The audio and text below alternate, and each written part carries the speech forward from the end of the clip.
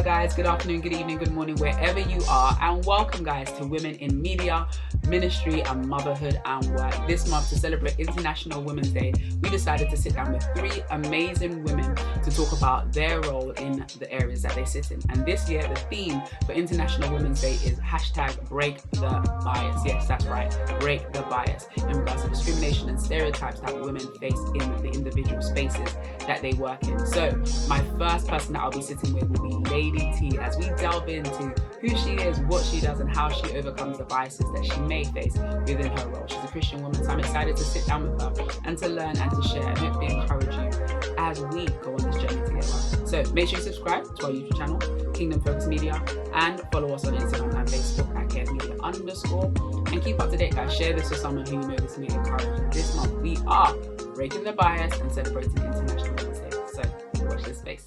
Hi everyone, and welcome to Women in Media, Ministry and Womanhood and Work. This is the first edition of our International Women's Day series, celebrating three amazing women. And today I'm joined by the amazing one and only host and presenter, award winner, Lady T. Like, guys, if you don't know, then I don't know what's up. But she's going to be sharing today. You know, this year, the theme is Break the Bias, Stereotypes and Discrimination Against Women. And I just thought it would be so amazing just to hear her journey, hear her story, see where she started from, where she is now, which is not her end, guys, and just see how she's been pioneering in this field, this big world, this diverse world of media, which is broken up into so many different pieces. But she'll be sharing more. So I'm excited. Welcome, Lady T. Welcome. Thank you for having me. This is so cool. It feels weird. I know. I'm tired of Zoom life, but we're here because it worked just for this purpose. I really want to do this in person, but maybe next year we'll see. Yeah. But no, thank you so much for joining us and coming on board. It's International Women's Day, and I just thought it would be great to have you. And I've seen a bits of your journey, but I know sometimes people see the glitz and the glam, but they don't know the big bits you're actually battling and dealing with behind. You know, they see you with the mic, but they don't know what you have to do to hold the mic. You know what I mean? Right, that part. So no, but before we jump in, I'm gonna do a this or that just for the people to get to know about you without the bits that they may have seen. So here we go. Sweet or salty? Sweet. Okay. Coffee or tea? Tea. Decaf though. Okay, cool. Smartphone or tablet? Smartphone. Okay. Instagram or WhatsApp? Oh, WhatsApp. Lose sleep or skip a meal?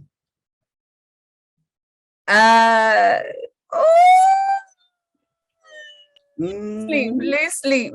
I love sleep. Trainers or heels? Oh, trainers any day. Every day. Camping or glamping? I've tried clamping. I've tried camping before, so I'm gonna try. I'm gonna say glamping. Let's try glamping. Okay. I like train or plane. Oh gosh. The fact that you had to pause, I'm already concerned. Like what? Plane. Thank you. Car or bike? Oh, car. Okay. And plans or surprises? Oh, you know what? I'll say surprises, because apparently I'm really easy to surprise. Like, someone's actually surprised me and I didn't know it was a surprise. And then still halfway through, they were like, it's a surprise. I'm like, oh wait, what? This was a surprise? So I like surprises, because you're the type of friend I like then. Because some people be trying to prophesy and guess and say, I'm like, just come. Yeah, I don't anymore. I just don't ask questions because it just ruins the moment, the actual experience of it. So I like surprises. Planning is all right, but surprises I do like. Yeah. Okay, we like Android or iPhone? Android.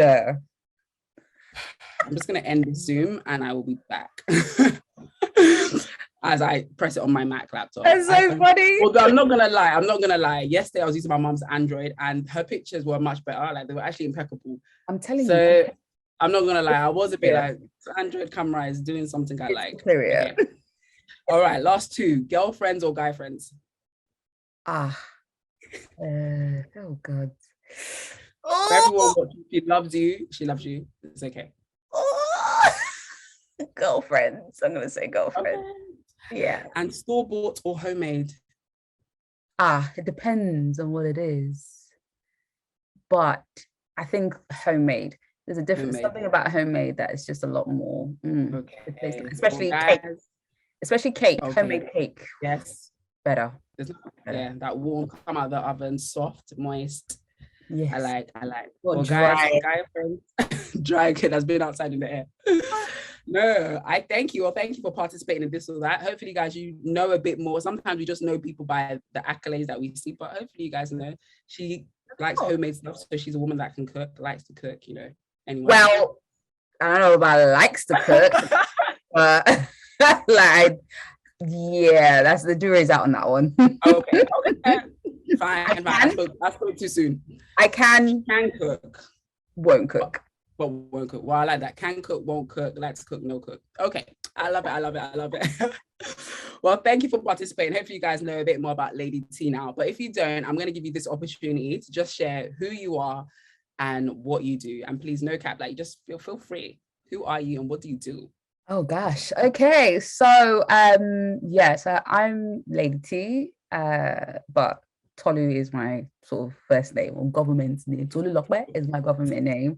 I am I guess someone who works in media, especially broadcasting. So I'm a radio presenter, I do podcasting, I host events, TV as well, which is sort of my next venture into that I'm trying to get, just be there and so kind of succeeding. So I'm trying to like go for Oprah's crown kind of thing. Hey.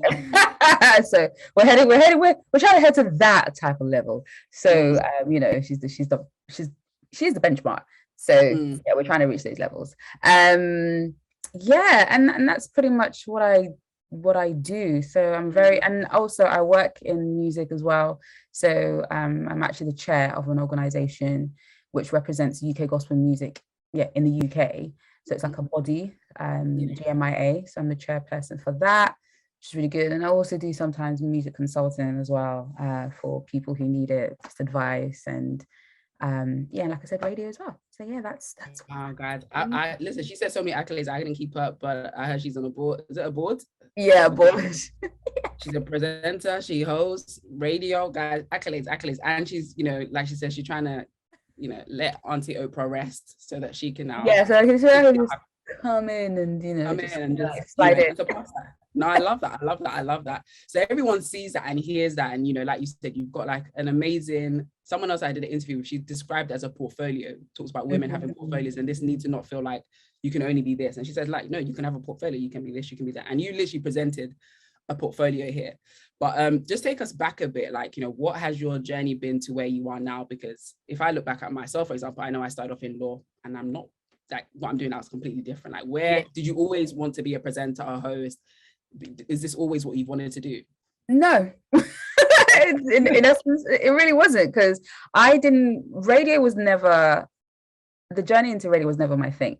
I knew I wanted to work in entertainment. So I wanted to work in music, the record label. I wanted to be that hotshot A&R exec, director, and one day be a record label boss or something like that, because I loved entertainment. I loved the music business, and I wanted to know more about it, and also do music management.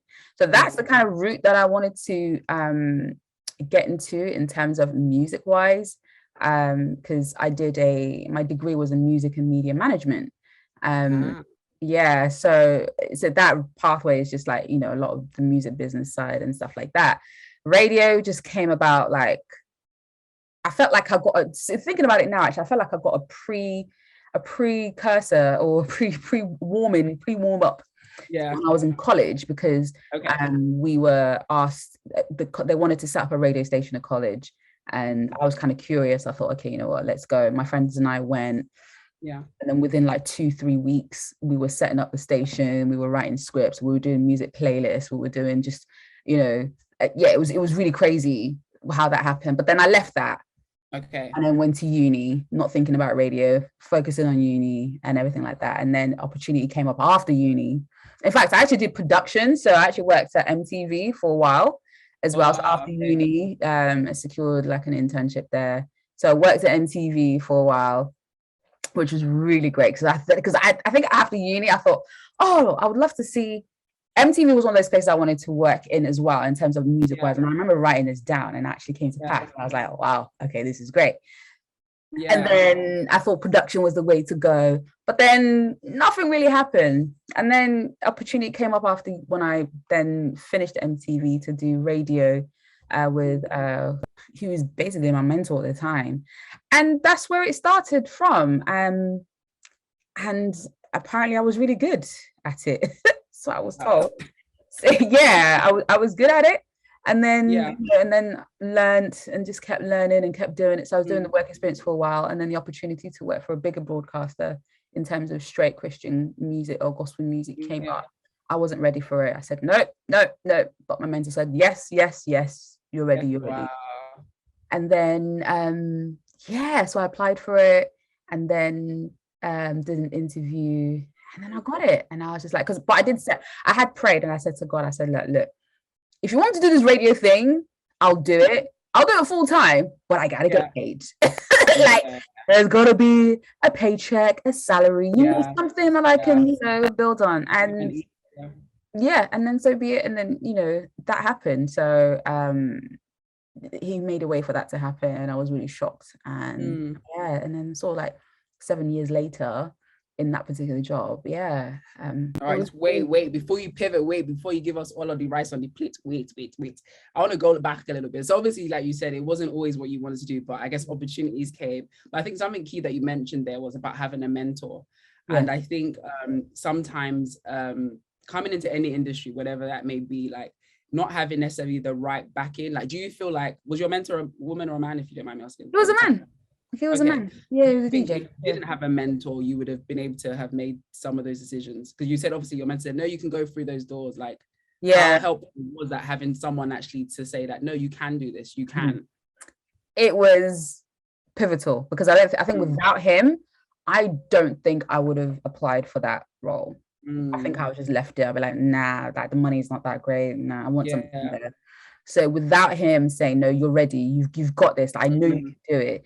I was like, So he was like pushing. And then he helped me to do my my demo as well. So it was pivotal. Like, like I think in terms of like career, destiny path, that the point of him pushing me to where I am, it was definitely important. I think it's good to put on that, because I think sometimes, and I think I've heard this, guys, I haven't got a quote, I've heard this, but said that men will tend to like go for roles that like high paying, high flying, way above their grade, whereas women will be like, oh, I don't think I can do that. Like, no, I haven't got enough skills. And it's interesting to see that there was actually a man who was like, no, you can actually do this. Like, no, it's fine. Like, go. Whereas you saw it as probably, as in, I've obviously what I've done and what they're requiring, like how you saw yourself and how he saw you was very different, very, very different. So I think it's key. Like even myself, like speaking to people, having mentors. I think even going to uni, like there's this thing about imposter syndrome as well. Like feel like you don't feel qualified enough. Like please speak to us on that, where you don't like you don't feel qualified enough to be in a space that's even open and said that no, have a seat, and you're like, no, the seat is too high. I don't want to. Like, is that a thing you face even on, because I know you're about to get to the 7 years, and then is that something you face, like not feeling qualified as a woman to be in a space? It might not be because of your womanhood, it might just be because you didn't. No, absolutely. Like the imposter syndrome was real. Absolutely. Like recently I actually went for what a friend of me sent me. She works for a very huge music platform, and there was a role that was like came up, and she sent it to me, and I was like, are you having a laugh right now? I said, are you joking me with this role? She was like, no. She said, I think you'd be really good, you've got the experience. And I was like, sis, I said, in my head I was like, I don't got it. I looked at my CV, I looked at what they were looking at. I'm just like, this doesn't, she was like, no, I want you to do it. I want to try it. So there was 2 roles. So she made me apply for it either way. And in a way I was kind of hoping that, it would be great if I got it, that would be an amazing thing to do for like, for about a year or 2 or something like that. But I was just like, nah, that's not me. Like, I can't do it. But if it was a guy, the guy would have gone, sure.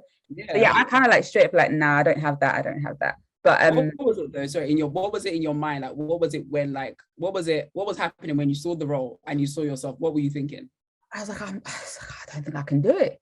I don't think I have enough. I don't think I have enough experience. I don't think I have enough knowledge, this and that, like a whole ton of things. I just felt like I wasn't qualified enough to the level that they were looking for, you know. So I was just like, yeah, nah, this ain't me.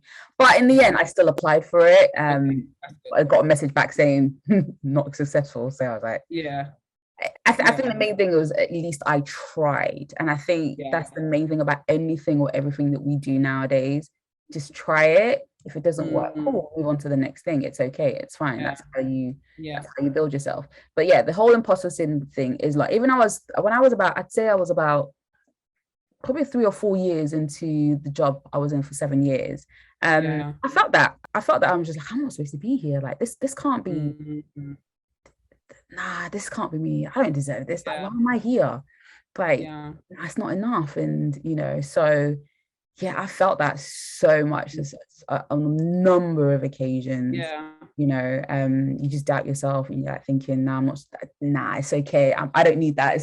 It was crazy. It was crazy. Yeah, I felt that for sure. Because that's interesting, because I think for me anyways, when I've dealt with imposter syndrome, a lot of it is inwards for me. So it's never because anyone has personally come to me and said like, do you actually feel like you're good enough to be here?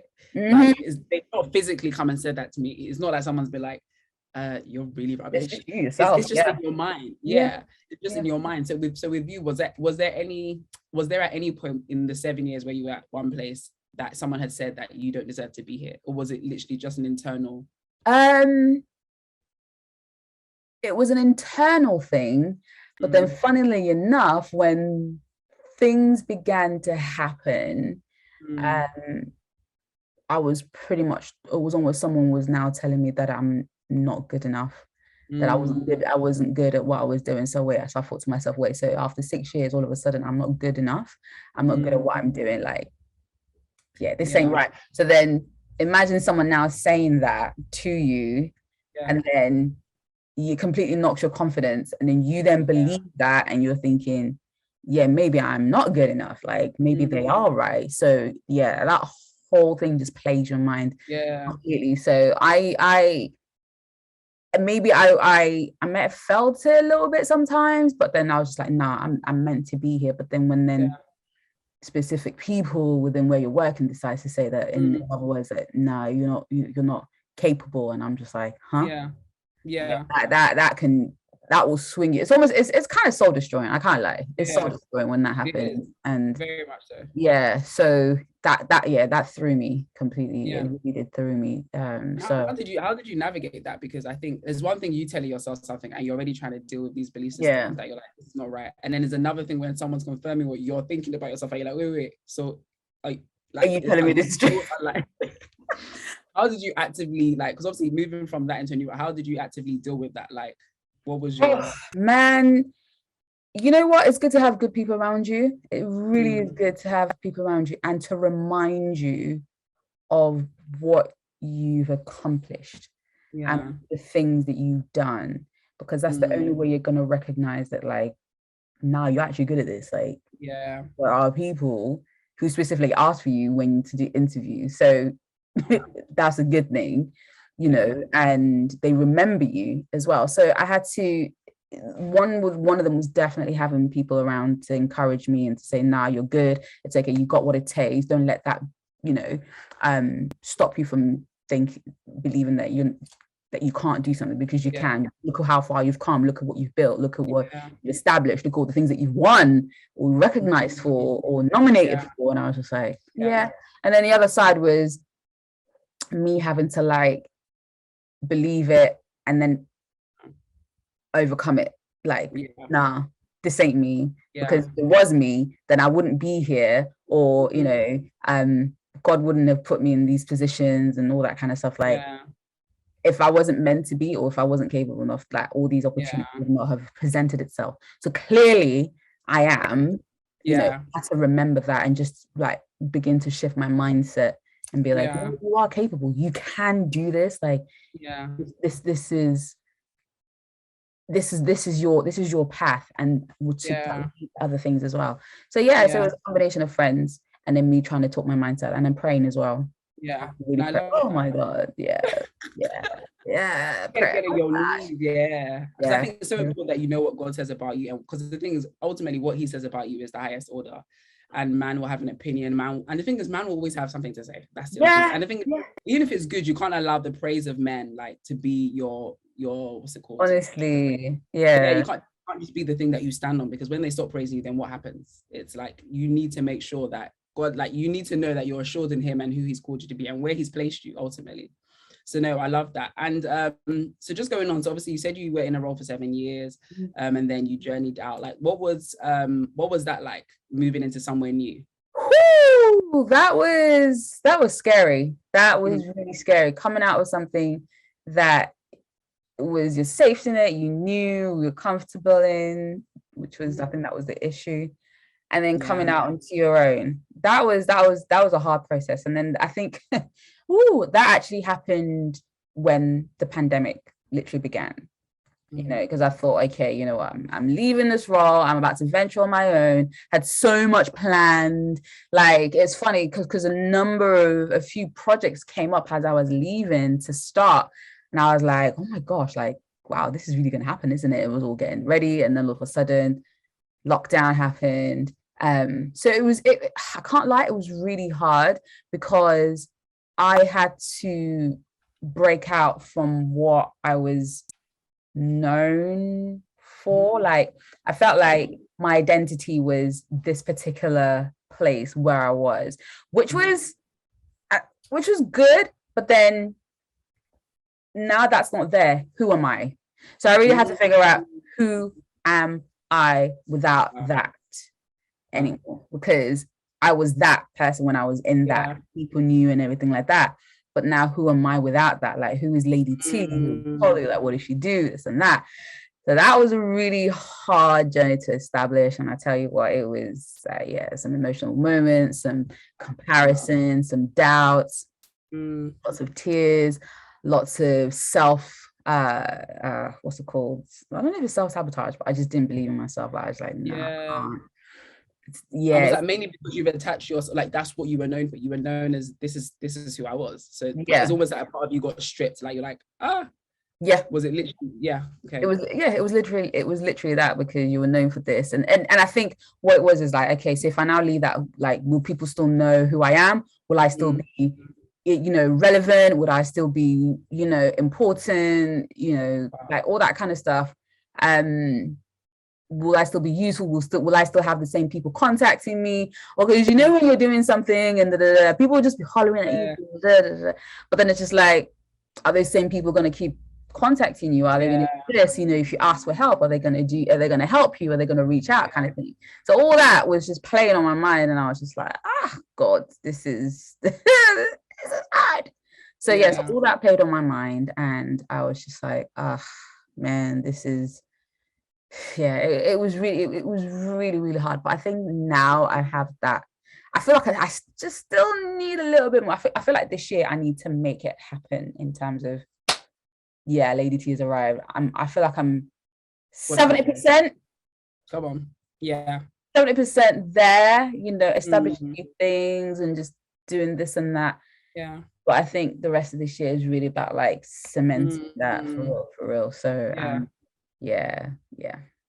no, thank you for being so honest and just sharing that, because I think whether we like or not, because it's funny, because at the beginning I asked you who you are and what do you do, and then obviously you've come now and shared that, okay, like that is who I am, but then also there was a part of me that was attached to this role and this image and the way I was seen by the world almost. And it's because you're in media and there's a way people naturally see you and identify with you, and as soon as that was stripped away, there was almost a question of, who am I? Like, who am I again? Who am I?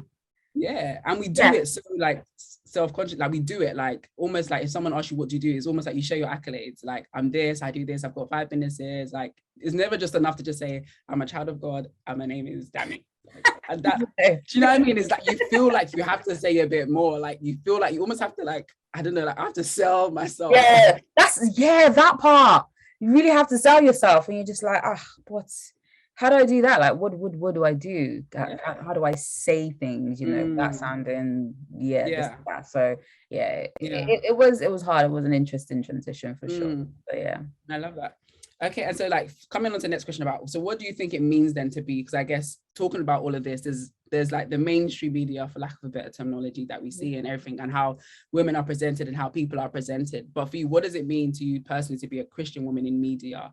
like being a face that's, you know, very well recognized. Like, I mean, I went to a wedding with Lady T, guys, and there was this auntie that was so adamant that she knew Lady T, and all the, like, guys, I've never felt like, I was just like, please, auntie, I don't know. She's like, I know you, I've listened to like you did.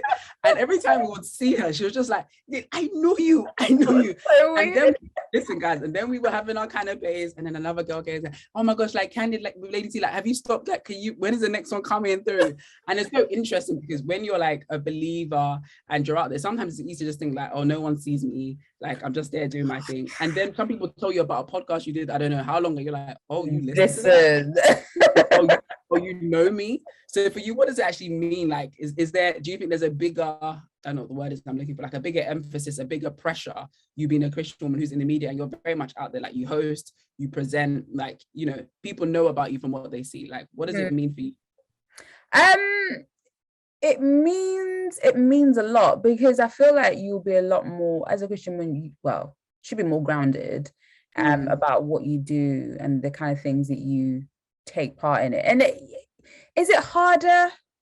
I don't think it is, because I don't push the fact that I know I'm a Christian, but like, I think for me, it's just how I come across. Like, are you a warming person? Are you a personable person? You know, and that's the thing people need to see. And then from that, people will find out why you are that way. It's because of your faith, because of who you believe in.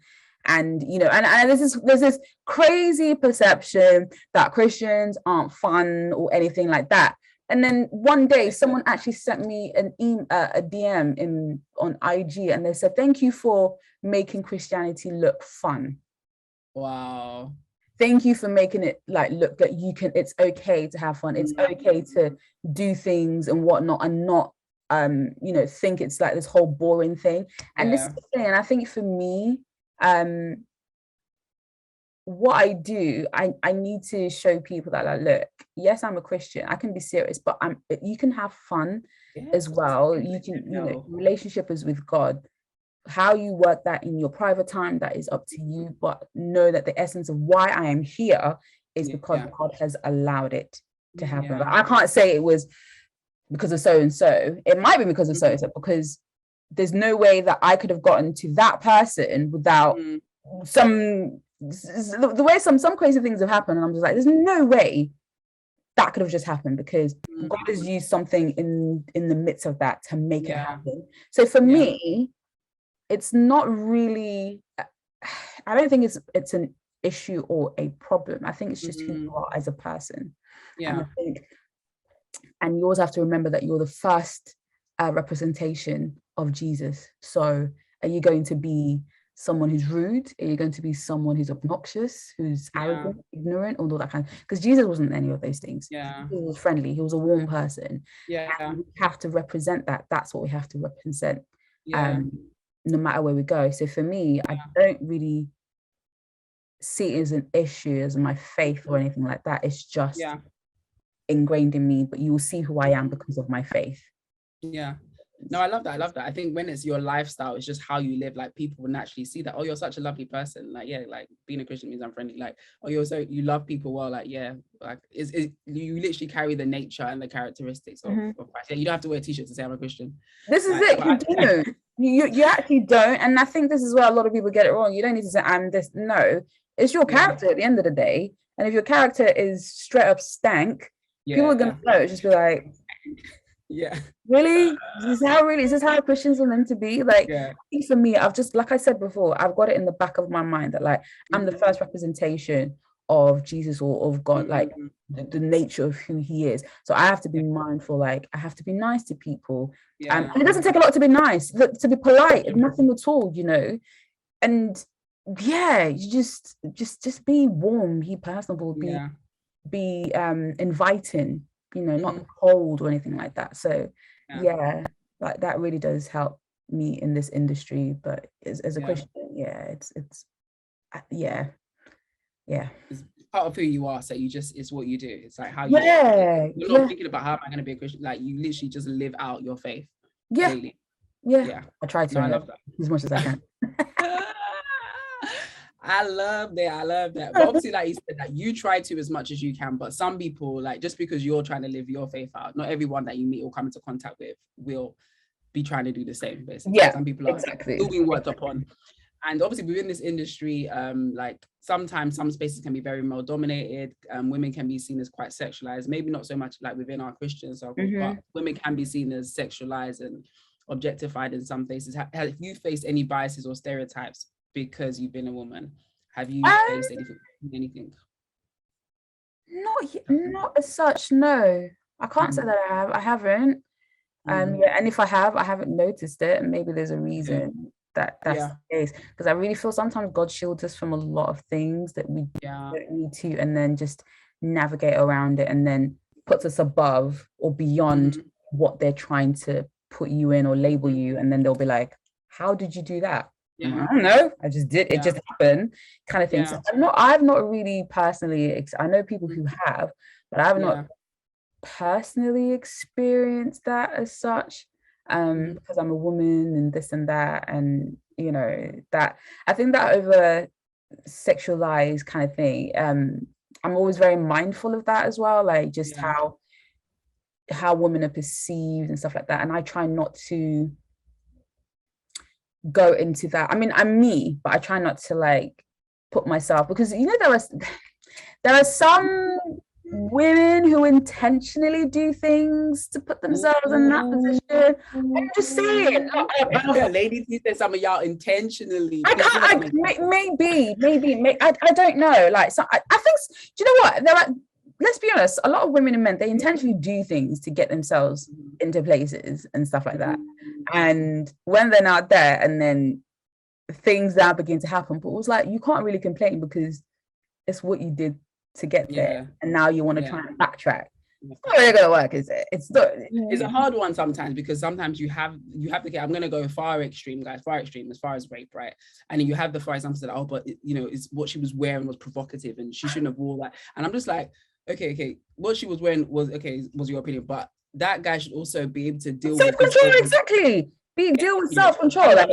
Not allow her lack to now confirm your lack. Like, exactly. That part, like, some men need to, like, they need to get a grip of themselves, because like, you can't blame women for everything. It's you. It's not the women. It's actually you, because of your lack of self-control, your urges and stuff like that. Because you know, women are always taught to control their urges, to do this, to do that, but no one's telling the men that you need to stop. You need to be like this. You can't use women as this. You can't think of women like this and that. No one is teaching them that. No one is teaching them that, and it's really frustrating. But for me, I think, and you know what? It's funny, because there was one time when I was in a place where I was just like, do I need to be like some of these women who do certain things, like show this or do this, to be provocative, to be seen? But to be honest, my spirit wouldn't allow it, because like, that's not for you. That compromise, like, just to And then when I think about it, and I look at and then it's funny, because when I look at how Oprah has done it over the years, and I'm just like, she didn't compromise anything. This woman was just her. She was loved. She was personable. And I'm just like, that's how I want it to be. I don't want to have to dress a certain way. I don't have to be put into a box, or I have to do this and over there. I'm like, nah, like, let me just be me. So I haven't had that experience, but I know people who have, and it's not nice. It's not nice at all. And I pray that I never have to go through that either. Amen. No, but I love what you said about, I mean, like, alluding to the fact that sometimes people, you know, obviously we're not saying that people do things to cause harm to themselves, but I think especially being in this type of industry, like, let's be real, like, you know, women and dressing can be like a big thing. I'm sure you can go to award shows, and you know, you can go to places, and obviously being a woman who is present and out there, sometimes, you know, let's call it what it is, sometimes there's breast out there, the slits are getting higher these days. It's all out. The slits are, you're like slitting, as in almost your vital statistics are unsure. Like, it's getting quite hard these days, like, you know. And sometimes as well, like, you know, what is put out in the media, like, sometimes when I go on Pretty Little Thing, it's no longer pretty, it's actually just little, as in little. There's not much. you know what? Yeah, even for women who are curvy, because Yeah. I do buy the plus size. Let's be Mm-hmm. alleged, so you know that I sometimes Yeah. not sometimes I do shop in the curvy Yeah. section because you know we got curves and all that kind of stuff. Mm-hmm. But then when I'm looking at the stuff, I'm like, but what's the difference between the normal clothing and this? And I'm just like, is this what it's come to? Like, I can't Yeah. cover anything. Like, I bought a dress and I had to literally pin it up because it was on, even when I pinned it, it was still, It was and I was still. like, so it's just like, you can't win. Like, whether you're curvy, whether you're slim, everything is on show. Yeah. They just want everything. It's like, I don't want to put everything, I don't want to put it on show. I don't Yeah. like, that's Yeah. me, you know? Yeah. And then it's difficult because then sometimes, you know, I'm thinking men feel like, oh, you have to have everything on show in order for you to be like attractive. Yeah. I'm just like, Mm-hmm. oh, but that's not Yeah. me, you It's know, not you. fed. And I love that. Yeah. Yeah. Because compromise, I feel like if you compromise to get there, you're gonna have to compromise to stay there. It's just like the compromise, the compromise, the Every compromise. day Like, compromise, and I'm like, nah, that's not healthy. It's not healthy. yeah, At some point, yeah, you'll be like, nah, I don't want to do this anymore. yeah. Because I think before you come in, you need to honestly like have your value set, because sometimes like where you're the space you're in will demand things of you. And if you have no value system, if you have no like, this is my We'll do whatever. this is my standard, you'll just be bending and being like, okay, let me Yeah. try maybe what Folake is doing the work. Let me try what, and then before you know it, like God help your destiny. But no. Mm-hmm. Yeah, yeah, it's that. So you have to, yeah, you have to know your value and know you. Yeah. Bit, know your values and know you. And guys, please, based on the word of God, like it will help you out. It will really help you out. But cool. Okay, just a few more questions for you. Thank you so much. This has been really insightful. But for Christians who are in media, or just people who are trying to come into the media space, you know, and make impact, what are some of the ways that you think? Because I think you shared your journey, which was obviously very interesting. You had a mentor, and I think as the days go on, I don't know if it's getting harder or it's getting easier. I don't know. I don't even know how to see the space as it is now. But what will be some of the encouragement you may give to some women who are like, you know, I want to get into, you might not want to be a presenter, you might want to be a host, you might want to, I don't know, be an editor, like whatever it is you want to do. Mm-hmm. What will be some of the encouragement you can give that you think has really helped you alongside your journey? And I think your journey is interesting because there's been different changes. And even now you shared a little bit at the beginning about wanting to go into TV. That's like another space. Mm-hmm. What have been some of the things that have helped you as you've transitioned from along your journey and into different spaces? Oh gosh, I think getting as much experience as you can, that's really helpful. Like it's whatever field you want to go into in terms of media wise, not just in front of the camera, but especially behind the camera. Here's the thing.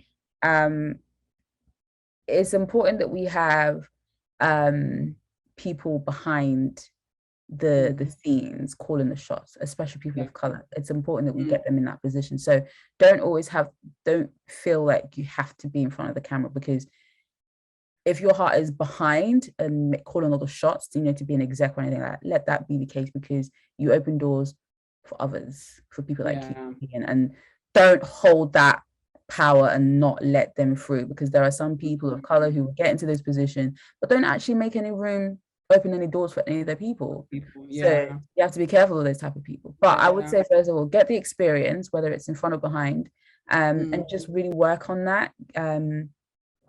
So if you're in production, look at production companies who need interns or work experiences. Get in that, even if it's independent people that you know, or if you know someone who runs an independent production company that might need help, go to them, help them on their shoots, help them on, so if that's production, like filming films, and then if it's for music, you know, go see if you can work at a publishing company or a radio work experience, record label experience, all that kind of stuff. Like, get the experience in first. Get the experience in. It's really important, because everything, I think with the media and entertainment, a lot of the things is experience. Yes, your education will get you so far, let's be real, but the experience is another thing. But I would say, even in that experience, try and get some educational foundation behind you as well. It's, even if it's just a course, like a short course, do it. Do it. That really helps. What else would I say? Build your own if you have to. Look, I mean, what you've done, I mean, like what you've done with, you know, Care Media, you started your own, and that's you've now taken space somewhere that needed to be taken space. So you know, the big thing for us is like, you know, ownership. have a lot of ownership of stuff. So the more of us they are, the more we can own our stuff and be able to produce our stuff, tell the stories that we need to be told, that need to be told from whether our perspective or general perspective or whatever. So, you know, if you have that capacity to, whether it be by yourself or with, actually, no, not by yourself, with other people, build your own, build a, you know, set up a production company, set up a writing company. You know, it's not just producing, but there are writing. What other areas are there? What's it called? Filming as well. You know, get the skills in filming as well. Like, build your own, definitely. Mentor, it's good to have a mentor. Like I'm right now, I would like a mentor as well, like at this stage in my life, but I'm just like, the mentor that I look at, they be already there doing their thing. So for them, so I have to learn from afar from what they're doing in terms of like the whole mentoring and looking. But find a mentor as well, which is really How do you go about finding a mentor? Because I feel like some people struggle with that, man. You let people say find a mentor and they sit around and look like honestly, it's not easy to find a mentor. I was lucky with who I had because I'd known him for so many years. So but in order to find a mentor, I think look at the industry that you want to go into. Look at who's doing really well in that position. Sort of like, look who's, and you can find them on lots of social media. If you do your research, you can find people who are like doing their big things and stuff like that. And they can either be a mentor from afar kind of thing, or you maybe approach them and say, look, I love what you're doing, this is what I'm doing. You know, do you have the capacity or the time for any mentoring or any mentorship program? Some might say yes, some might say no. At least you tried, and then you can continue to just to watch them from afar and see what they're doing. And sometimes it's good to ask them questions as well, like, hey, I have a question for you, could you answer? Blah, blah, blah. So just find people within the industry that you want to be in, and they don't have to be big names as well. They can be just people who are independent doing their thing. That's another way to find a mentor, I believe. I think that's those are the only ways I can think of. For the mentorship, that's what I would say for that. No, that's good, guys. Like, that's some good tips. Like, get experience if you can, get some education behind it. Get a mentor, and you said one more. Is there another? What's another tip? If you missed it, rewind. No, I haven't said the third one yet because I only done two. So the third one, I would say my third tip would be just be passionate about what you're going to do. You know, just be passionate about what you do. I know that I am, but I know that I need the people to make it work now, because that's where I'm at. I need a team to make it work, to be consistent. Like, it's hard being consistent on your own, and you know, it's weird. Recently, I've just been hearing that word consistency. In my mind, I'm just like, oh God, like there are certain things that I don't like doing in terms of putting stuff out. So, just be passionate, be consistent, and then find people that you can work together with to make it happen. Be passionate about what you do, and make sure that your faith and your value is intact as well. You know your worth, you know your values. Like, nobody can come your way and try and swing you. They'll be like, no. And it's okay to say no. It's actually okay to say no. If you don't feel like it, say no. Like, I've said no to quite a number of things. And, you know, if, like, for instance, for hosting and stuff like that, I remember when people have asked me, oh, okay, can you host an event? I said, yeah. Give them my price. I'd be like, oh, don't have the budget. I said, well, this is the final thing. Still can't pay. I was like, okay, then sorry, I'm not able to do it. And it's okay. Yes, sometimes it might hurt me, like, oh, maybe I should have. But I'm like, nah, I know my value. I know my worth. So if you can't do it, it's okay. Someone else will. Do you get what I mean? Someone else will. So know your value, know your worth. And I really like that thing you said there, because I think, especially when you're starting off within media, it's almost like you see the memes about, like, you know, what people want you to charge and what it actually costs you to be able to put it out there. And sometimes you end up shortchanging yourself, because, like, for instance, if I think about filming, by the time you hire the gear and they tell you they want the sound to sound proper, you now go and hire the sound stuff. You know, do you know what I mean? You've got all this gear that you paid, and then you now film for 10 hours, and then they'll now ask you if you can edit it. Like, can you do it for £150? Make the gear cost £150. The travel, the venue will be there for 10 hours and the edit is going to take me longer. And then you have the audacity to give 25 edit corrections. It's just like, bruh, by the end of it, it's kind of like, well, the work wasn't actually worth what was the thing in the first place. Yeah, honestly. I mean? But I love what you said about I think about the value.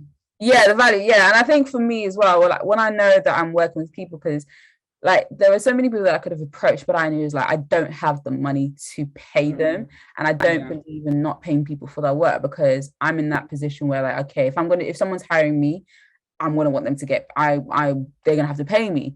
So I know that for me, I have to pay them. And then I was like, when I'm in the position to the right people that I need to call, we'll get into place, and then I'll be able to, to pay them and stuff like that. So because you have to understand that as much as you know in your value and your worth, you have to understand other people's values and worth, and making sure that they get the money or their time paid as well. So, very important. I love that, guys. This has been really good. Like, if you missed any of the tips in here, like rewind. I'm loving it. I probably got like 1 or 2 questions left. But this question I have here is about obviously like the media pretty much, I feel it has a way of involving and getting involved in every bit of your life, right? Like it just happens. Like like today, what did I see? This wasn't every bit of their life, but obviously a lot of people at the Davido's concert on the weekend, and I was just thinking, who had time to take a picture of the place where there were empty chairs to be saying, oh, did he really sell out? But I mean, people find stories where stories don't need to be told. I'm just like, guys, why does that bother? Why is that hurting? And that's now breaking news and everything. Like, guys, it's fine. They leave spare chairs everywhere because it's for health and safety reasons. But I'm like, someone took time to screenshot and show the picture while my man was jumping around busy just singing. And I'm trying to say that the media has a way of exposing aspects of your life that maybe you already in. But anyways, as one who is soon to be married, how do you deal with the pressures of like what like the media may present of a successful woman? So sometimes, for me anyways, growing up, there was this idea of when you're 30, you should be married, you should have kids, you should have bought your first house, be settled down, and your kids should be in private school. Like there was just this image of what this woman looked like. 25, you should be married. Like there's this pressure of what the woman might look like. There's the stereotypes, as it were. How do you deal with that? Like honestly, as a woman, like thriving in your field, pursuing your career, yes, believing that you're going to be married, have your kids. Like how do you balance that image? Can't lie, it's hard. It's been very, very hard because obviously, like you said, you wanted to be at a certain age, certain point in your career with certain things, and it hasn't quite happened. And I can't lie, I'm not going to say it doesn't bother me, because it kind of still does a little bit, but not to the extent where I think I'm at the point where now, like I just don't care. Like, I don't care anymore. It's like I've fought really hard to be like I don't care as such anymore, because it's just like if you're gonna put that if you're gonna allow what's perceived to supposed to happen on you and you haven't, it can mess with your mind quite a bit, and then you'll start thinking, and then you just go into this mode of negative thinking.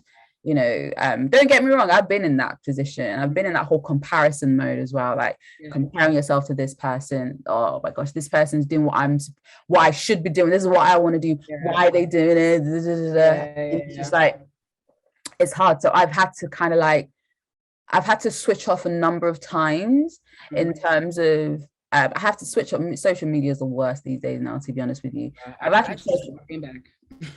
literally have to switch off social media quite a number of times, because I was just like, it's getting too loud, it's getting too much. I'm comparing myself again. This person's doing this, and then you kind of like pitch yourself against certain people. Oh, this is what I should be doing. This is what I want to be doing. But why isn't it happening? And this and that, and it's just really hard. And then I'm just like, God, what's going on? Like, why? I should be married now with a couple of kids, with this, with that, but I haven't. This is so annoying. Why? And I've just really had to evaluate a lot of things around me, evaluate people. And I'm just like, I guess it's their time, mine's not. And I guess when mine happens, I want to be on a bigger and larger scale, or when things does pop off. So it's just really like knowing that God's time is the best. Like people say that, like, oh, God's time is the best. And you're just like looking at them like, will you don't be quiet there? until you are in it, that's when you will know God's time is really Yeah. there. So I've really just had to like, you know, wrestle with the whole thing and Mm, just be like, you know what, see, it's cool.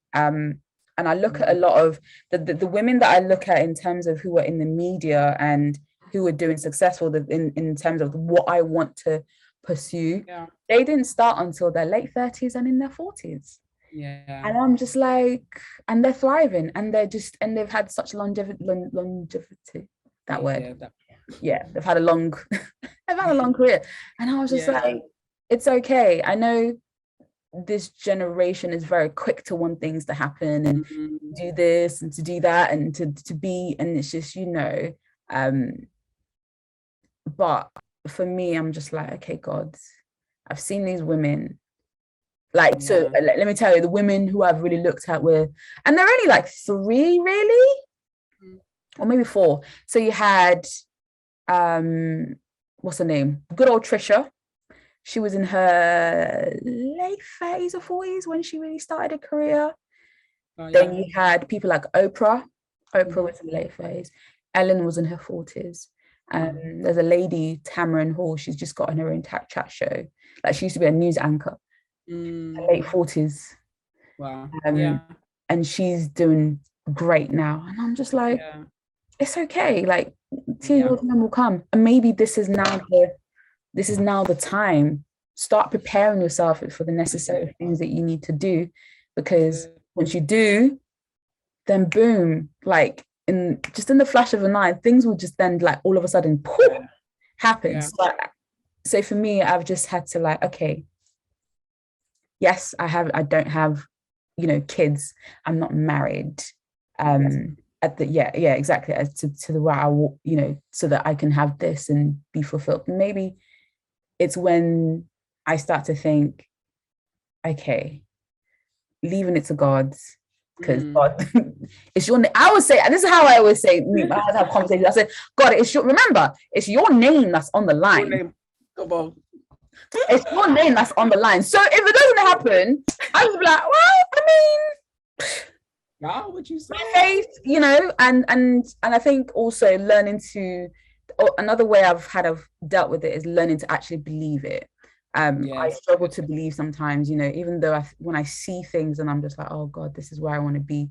I struggle to believe it sometimes as well. Yeah.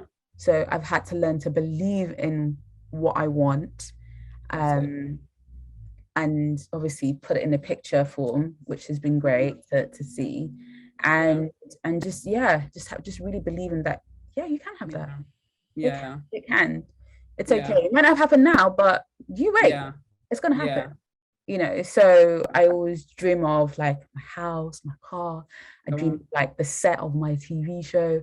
I dream of Yeah. like, just the things that I'm able to do with that Yeah. show, help people, just live a good life, other opportunities opening, all that Mhm. kind of stuff. Like my kids, my husband, all that kind of Yeah. stuff. Building with him, Yeah. building a great, legacy with the husband, Mm. whether it be in TV, in radio, or in Yeah. business, building all these things. And I'm like, it can Yeah. happen. It's okay. Yeah. So yeah, so those are the things I would say have had to like help. So believing in it and Mm. just knowing that God's time, because Yeah. that concept is hard to believe sometimes, Yeah. but it really is about believing it and letting Yeah. God just go there and just mind your business. Don't do his business. Do your Yeah. business. Do what you need to do. Yes. Yes. You get what I mean? Do what you need to do. Yeah. And God will And do his part. Like he will do his part. And I love that. I love what you said about the belief as well, because I think even biblically, like unbelief is a big hindrance to receiving anything from God. Unbelief in your heart, like if anything, like when he prayed, like Lord, help my unbelief. Like yes, I want the healing, but help my unbelief. Help my unbelief. And sometimes we have to be honest with God, like, look, God, in this area, I've been waiting for so long, I'm actually struggling to have belief in it. So like, actually help me. And like, even when you were speaking, it's funny because when you were speaking, I felt like as soon as you started to talk about how you paint a picture, I could feel the hope of like, look, I had to see it. Like I put this there, my house, my husband, how I wanted to do. I could even dream with you. I was like, oh yeah, like this is amazing. All the things you can do. Because if you can't see it, like you won't be able to conceive it. Like that's just like you can't you can't birth what you can't see. Like, it just wouldn't. Exactly, yeah. So you need to see in your mind's eye and be like, paint that picture. Do you know what I mean? Like, frame your world through your words, like frame it. So I totally love that. I totally love that. And I'm encouraged. Like, even as you're speaking, I was reminded of Elkanah and his two wives, Hannah and Penina, the wife that was literally bullying her, saying, look, I've got many children. And my sister Hannah went to pray. And she was praying. Even her husband was like, are you drunk? And she's like, mate, I'm sitting here minding my business, speaking to my father, because I've got an issue here that I need to be solved. And you know, if you have to take time away from social media, like I came back on social media like maybe a few weeks ago. I was off since last year. Like I take good pauses off that thing. I'm like, I just need to focus. I need to stop hearing the voices. I need to see the path that the Lord is creating for me and walk steadily. Because you're scrolling there, wasting time. That person posted that picture 4 months ago. They built 5 houses while you're still looking at the picture. And you're comparing. Honestly, like it's hard. Like social media is it makes everything look fast and just like everyone is doing, and like it's not the case.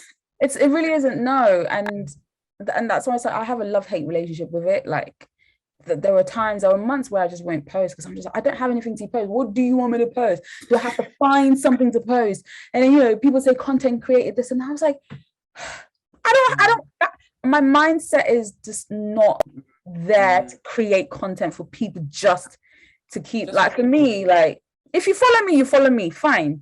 But just know that it's not every day that I'm going to be posting. I'm going to be doing this. I'm going to be doing that. Like, it's just not me, you know, kind of thing. And if at most I might do stories, but in terms of posting like on a regular or even stories on a regular, it won't be me. It really won't be me. I think, you know, Mars Monroe said it best, you know, bless his soul, like, you know, if the purpose of a thing is not known, abuse is inevitable. And it's just that, I think for me, it's like, I think with social media, you need to know the purpose of why you're using it. Like, what do you need to use it for and what you're doing? Because if you don't know, I swear the thing will swallow you inside, and like, you need to know, like, if my purpose is, obviously, shout out to the people who like post 5 times a day, every 4 hours and do their thing. But that's the purpose for which they are using it for. Some people use it as a business tool. So they've got clear strategy and that's what they do. But if that's not what God has called you to do, you can't be comparing Mr. Man who has got a business strategy to win followers so he can get more clients. And you that's just using it as a networking, you know, life thing. When I was stressing different tools, different means, you know. Absolutely. Yeah. But I will say that, like, you know, guys, girls, like, if you know, if you do want to, if you feel like, because nowadays this whole dating thing is kind of, if you want to slide in someone's DM, that's a purpose. Listen, Lady T just shot her shot, guys. She said if you're sliding in the DM, I did shoot my shot and I'm still waiting. So whether that happens, I don't know. But for me, I'm just like, you know what? I did it. It was scary. I did it, but we move on. You know, if something happens from it, then great. If not, question: are you Shoot Your Shot Ministries then? Like, shoot your shot. Like, I wasn't really into it because I was like, nah. But I think this one time, I just felt compelled to. Compelled, such a strong word. Compelled. Hey. Lord, may I be compelled? Hey, compelling. I feel compelled. I was just like, because I kept umming and ahhing. Oh, maybe I shouldn't. Oh, maybe. You know, sometimes when you see somebody and you're thinking, damn, this person's way out of my league, like above, like way. I was like, way above my league. Did they respond? Or you're still waiting? I'm still waiting. I was like, well, and you know what? Yes, it's annoying, guys, because I feel like when you then got that blue tick, you're just right at the bottom. So it's harder. So it might take a long time to sift through. You might have to put a dot. You might have to send an emoji just to bring it back to the. Do you know what I mean? You might have to double type. You know, on the stories now on Instagram, you can like the story. I realized that you might need to like the story so you can. I've been scared to even like the story, a story that this person has posted, because I'm like, oh, but at the end of the day, everyone's like, maybe who did she shoot that shot? You know, who did I shoot my shot? Well, you know, but yeah, all I say is, like you said, it's for a purpose. So, you know, you have to do what you need to do on it. I shot my shot. I never used to believe in it, but I'm just like, you know what? I've done it. That's a move on. I'm like, for the rest of the time, I'm just going about my business, doing what I need to do. And if it happens, great. If it doesn't, we'll still keep on moving. So, so just, I think, just whatever you want to do on social media, like, let it be for a purpose. Not just because you want to try and make everybody look good or have followers so that people can now start working with you, you know, especially in this media game. Like, I know numbers is currency, but sometimes it can also devalue you in terms of what you wanted to do. So yeah. That's good. Final question because of time, but Lady T just opened a whole new conversation that got me really excited, but I'll put it in my notes for a different topic. But last question, because of time, guys, I'm gonna keep it. But final question: if you could meet any woman in the Bible, who would it be and why? Wow. Who would it be and why? Gee, that's a really good question. I think, oh my days. I think it would be maybe like, I think maybe Esther. Why? Because she was fearless, she was resilient, and she was just like, I guess she would do anything for her family. And you know, and I think it's good to be able to do everything and anything for your family. And she was just her, just herself. She wasn't anybody. But then obviously the king took her in and got the women of the palace to go and beautify her even more. And she was just radiant queen. So I think for me, it would just be like, what was going through your mind when you decided just to go and stuff like that, and then still, you know, be with this guy, this king, potentially. And even Mordecai came to her and said, listen, if you don't go speak to the king, you're gonna die. Exactly. You know what I mean? Like, what do you want to do? What do you want to do? So yeah, I think Esther. Yeah, and I think I just love the way that she was just like, she was already herself. She was already naturally beauty and, you know, beautiful anyways. But then obviously, because the king saw something in her right at the get-go, and she wasn't caked up. She wasn't anything. So she was just herself. And I think for me, that's just like, that's how I just want people to be able to see you, like, not caked up, but just see you for who you are, see the beauty in you. And I want people to see the beauty in us, especially as women, in what we do. Like, see what's within, not necessarily aesthetics, but see what's within. And the king knew something was within this woman, and the way she commanded herself, the way she got his attention. She didn't do anything. She wasn't like, see me. It was the way she approached him. So for me, I think it would definitely be Esther, like how she did that. And, you know, what made it the way she is, because obviously we only know part of the story, but I'd love to know what made her that way, kind of thing, the things that she did and what she, you know, what she went through, that kind of stuff. So I think it's Esther. Gosh, that's giving me thoughts thinking about it, actually. I love that. That's really good. The way especially the way you put it about her just being herself. And I think before, when you were speaking as well about, I'm paraphrasing what you said, but you know, about basically not being the person that has to walk around and say, I'm a Jesus lover, like just allowing it to exist from who you are. Like you literally, I think, I might be wrong, guys, don't quote me on this, but I think I heard that in the book of Esther anyways, like God isn't mentioned in it, but obviously the way she carried herself, how she obviously stood up, it's something that's seen within her. So I love that. I love that. Ooh, exciting.